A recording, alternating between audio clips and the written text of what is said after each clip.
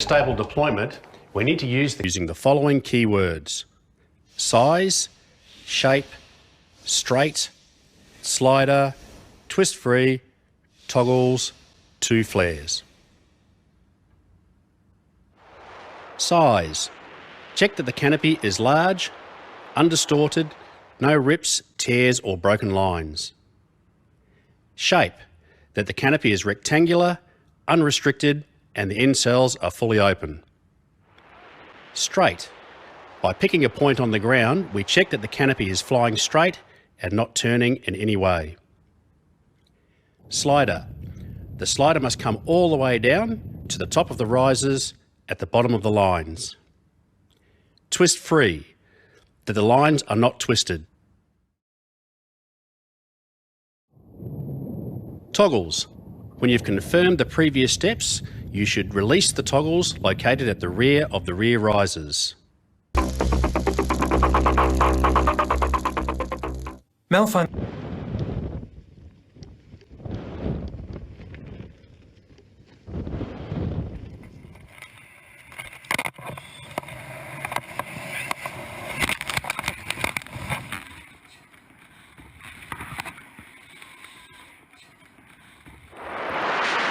At any stage in your skydiving, whether being a student or an experienced jumper, you need to make a decision. You need to firstly identify a good canopy. Now, if you're not happy with the canopy, you need to make a decision, okay? And you need to make a decision before 2,000 feet.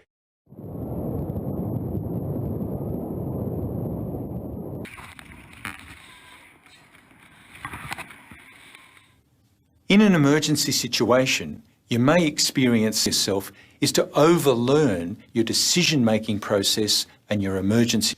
If we're very good at practicing those procedures, then it all should be pretty automatic.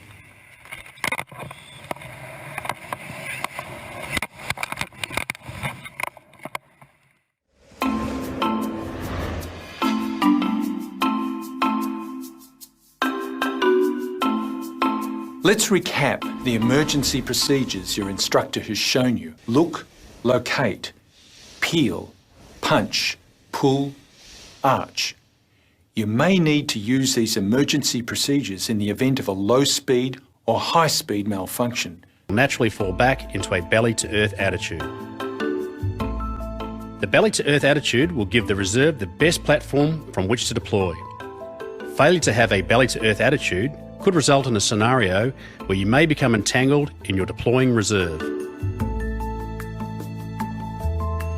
Look at the red cutaway pillow. If you don't look at the pillow, when it comes time to physically grasp it, you may fumble for it. This equates to seconds, and seconds equate to hundreds of feet in altitude. It is better to take the time to look at the handle rather than chew up valuable time trying to find it. Locate. Grasp the red cutaway pillow with the thumb over the top. This will give you a good grip for the peeling action which happens next.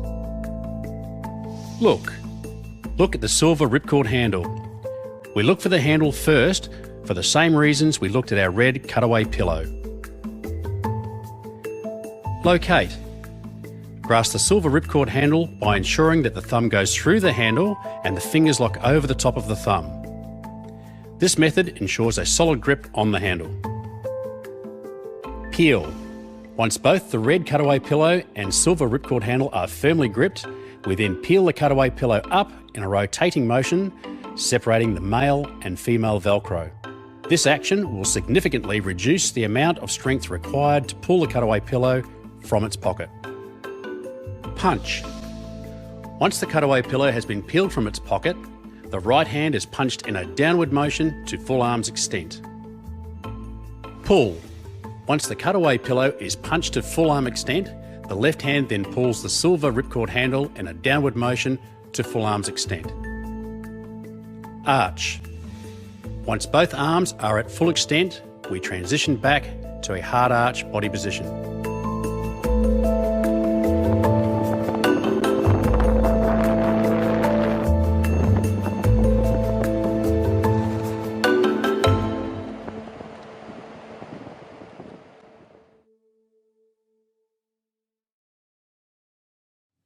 Now that we've reviewed emergency,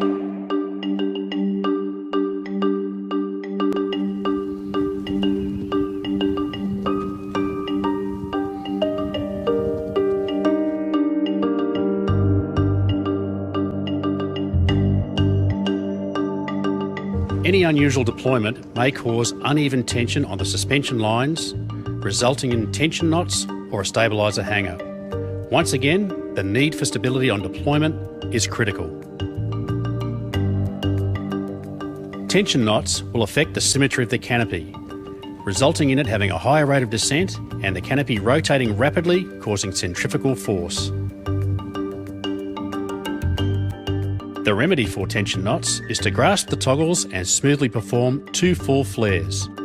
This will stop the turn and slow the canopy down. Maintain height awareness and be prepared to initiate emergency procedures by 2,000 feet.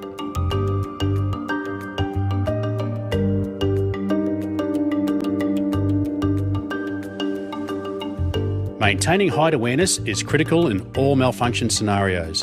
You must make a decision by 2,000 feet and commit to either cutting away or landing it.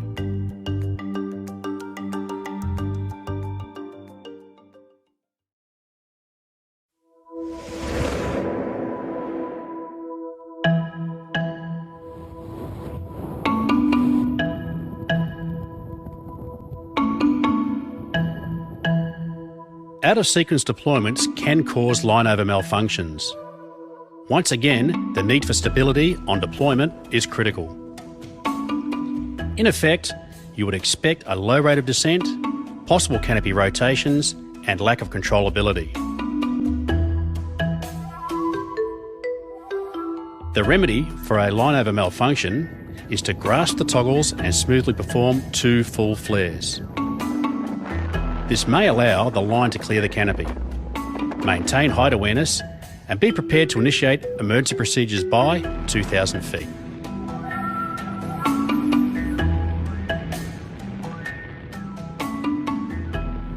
I think it can really help us with our confidence to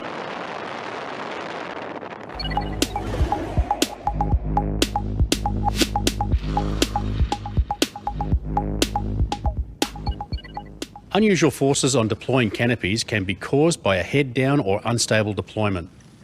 Age and sun damage can also contribute to the strength of the canopy. The effect of the tears or holes in the canopy may create an unusual shape which may be uncontrollable.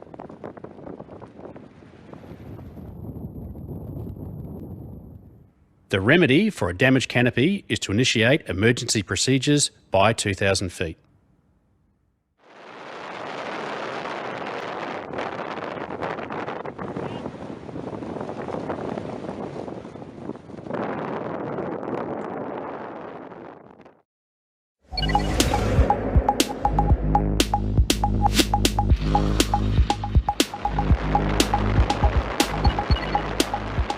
Broken lines can be caused by an unstable deployment which exerts unusual forces on the lines. Line strength also deteriorates with age and exposure to sunlight. The effect on the canopy may be an unusual shape, it may be uncontrollable, and broken lines may be hanging below you.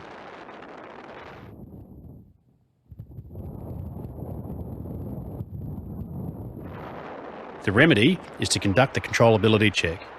Locate your toggles, do 2 full flares, a left turn, a right turn, and if it's still uncontrollable, initiate your emergency procedures by 2,000 feet.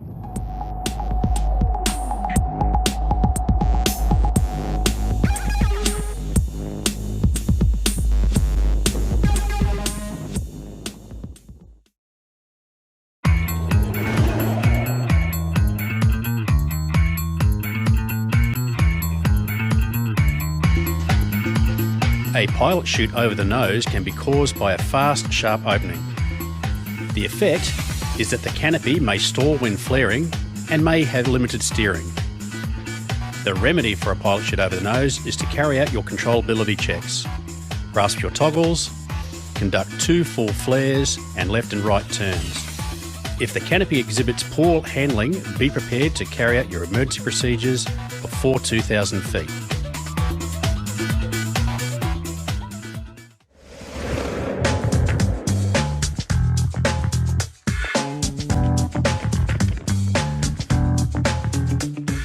A jam brake can be caused by the excess brake line becoming dislodged and entangled during deployment. The effect is limited steering ability since one brake is locked in position while the other can move freely into either full drive or the full flare position. The remedy is to make 2 attempts to free it. If unsuccessful, initiate emergency procedure. Začínáte s příkrmy? Stáhněte si hamy.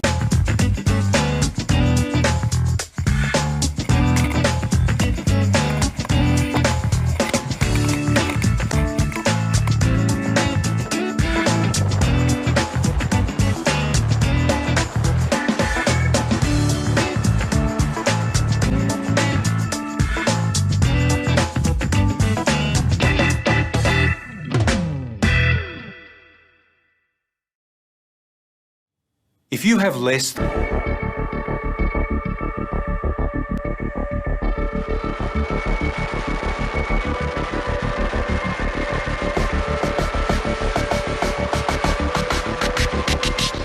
The cause of a hard pull is where you cannot deploy your pilot chute on the first attempt. It may be that you require more effort. The effect is that you remain at terminal velocity. The remedy is to confirm your grip on the pilot chute, dig your elbow into the side of the container and attempt to lever. If you still can't get it out, commence your emergency procedures immediately. Do not sacrifice altitude.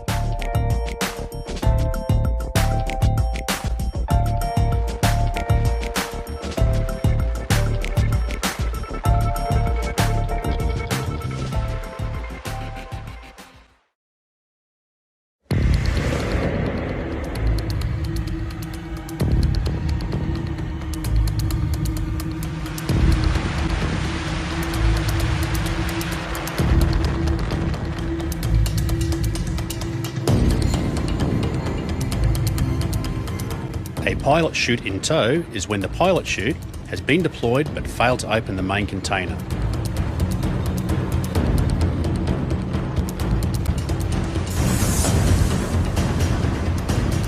The effect of having the pilot chute towing behind means that you are still at terminal velocity. The remedy is to complete the time awareness count and go immediately to your emergency procedures.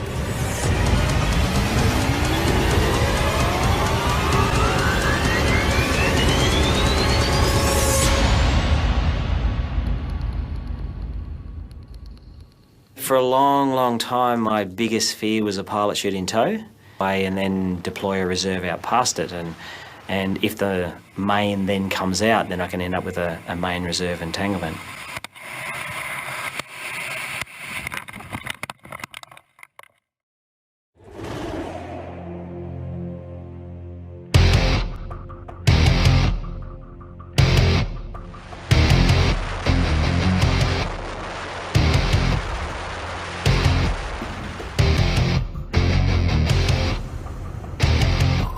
The cause of a total malfunction is where the main deployment handle cannot be located or deployed. The effect is like previous scenarios where you're still at terminal velocity. The remedy is to make only 2 attempts to locate your handle. If you're still unable to locate and deploy, immediately commence your emergency procedures.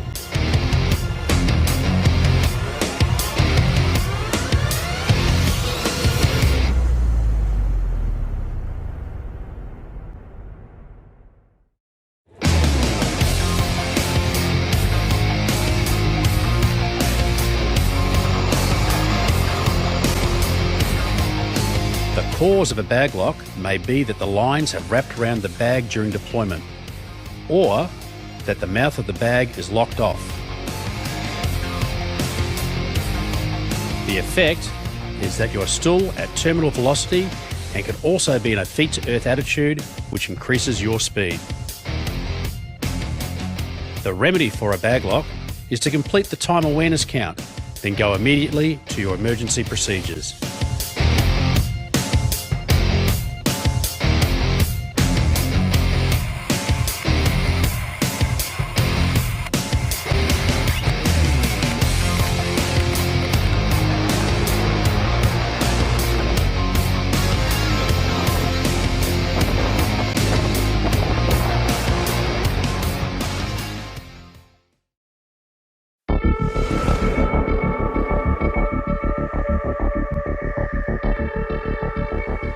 A streamer is where the canopy is out or partially out of the deployment bag but is failing to open.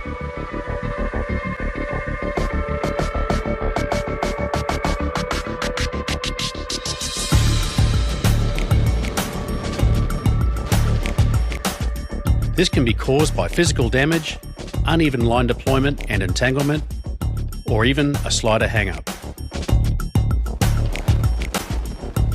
The effect is a feet-to-earth attitude and a high rate of descent. Also, the slider may not be visible or rectangular in shape.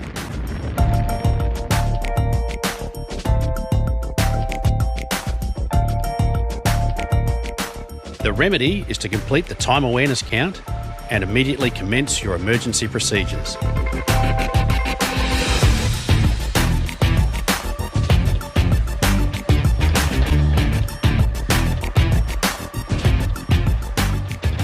As with the bag lock or pilot chute in tow, your count will allow you to maintain time awareness in a high-speed malfunction situation.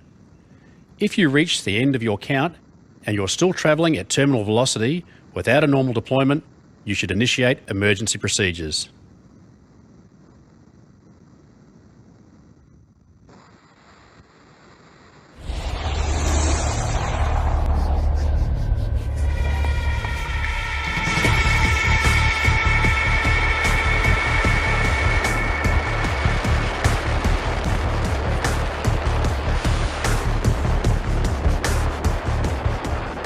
A horseshoe malfunction can be caused by an unstable deployment or a dislodged pin that opens the main container while the pilot chute remains in the BOC pouch.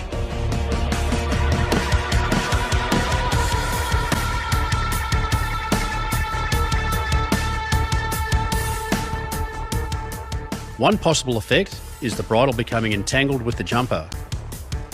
Another possible effect is the bag being out of the container with the pilot chute still in the BOC pouch. In both situations, you will be at terminal velocity. The remedy for both situations is to initiate your emergency procedures immediately.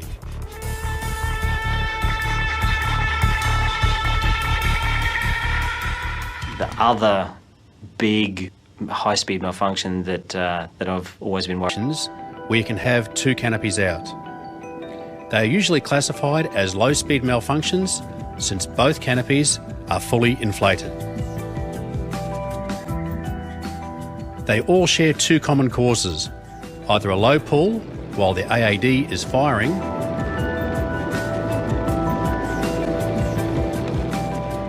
or a dislodged reserve pin, which can allow the reserve parachute to deploy as you deploy the main.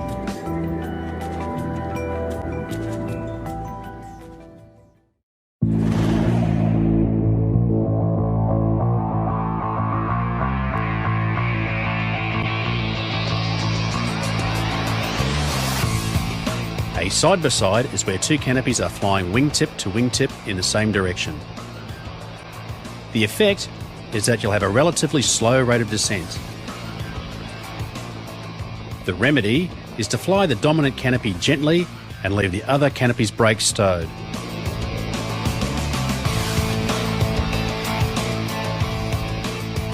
Land without flaring and do a PLR. If the canopies show any indication of separation whatsoever, then the main canopy must be cut away.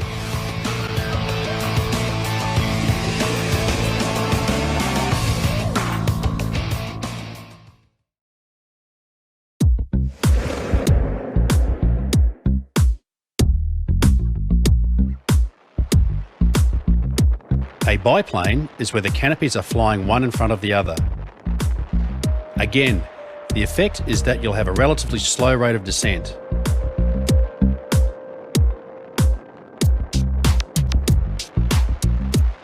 If the leading edge of the rear canopy is underneath the trailing edge of the dominant front canopy, it's usually pretty stable and can be landed safely. The remedy is to fly the dominant canopy gently and leave the other canopy's brakes stowed, land without flaring, and do a PLR.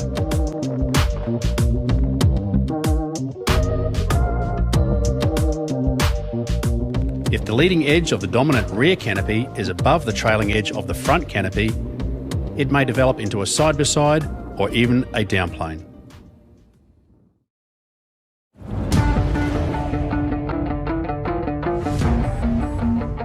The downplane is where the two canopies are flying apart in opposite directions, with both canopies diving towards the ground.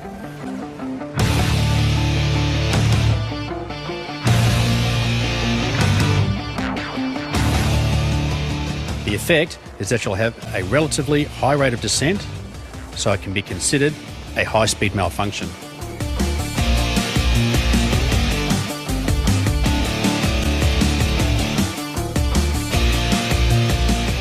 The remedy is to jettison your main parachute immediately by pulling your cutaway handle.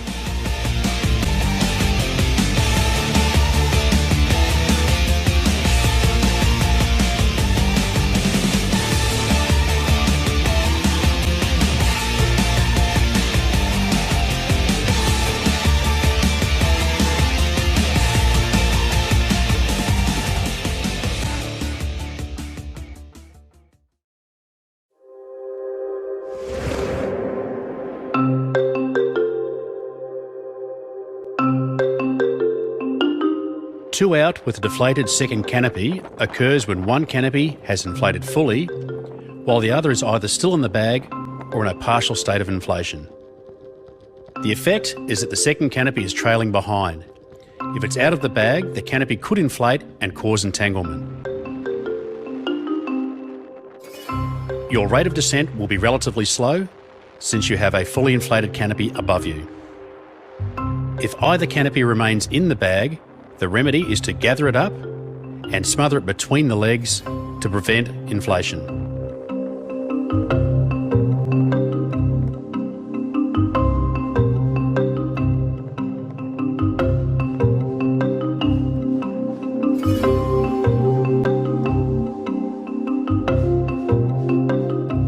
If the main canopy deploys fully, with the reserve in a partial stage of deployment, the remedy is to shake the risers to aid deployment and prepare to take action with the resulting configuration.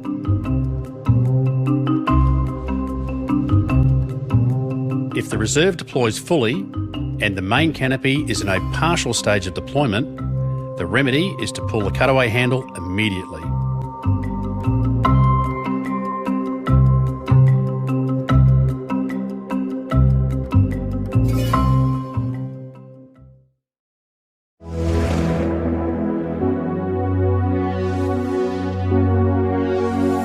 Opening problems. We've also shown you correct emergency procedures and how to identify low-speed malfunctions and high-speed malfunctions. Chances are you won't have to face any of the malfunctions.